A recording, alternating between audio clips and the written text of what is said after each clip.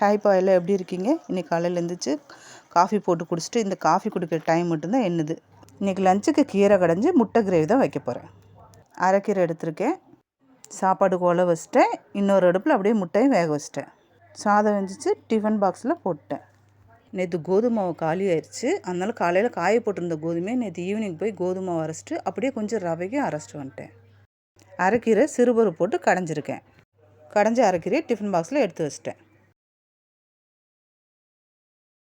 2 தக்காளி, 2 வெங்காயம், இஞ்சி பூண்டு பேஸ்ட்டு, மிளகாத்தூள்லாம் போட்டு வேக வச்ச முட்டையை 2ஆக கட் பண்ணி வதக்கின வெங்காயம் தக்காளியில் போட்டு எடுத்துட்டேன்.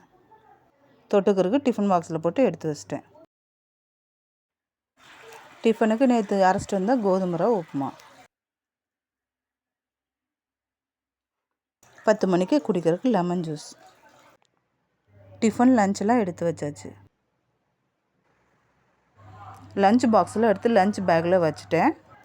குழம்பும் ஜூஸும் எப்போவுமே நான் கவரில் தான் கட்டி அனுப்புவேன். ஏன்னா அவங்க வண்டியில் போகிறப்ப கொட்டிடுது. அதனால தான் நான் கவரில் கட்டி வைப்பேன். இன்னொரு விலாகில் பார்க்கலாம். அது வரைக்கும் பாய். தேங்க்யூ.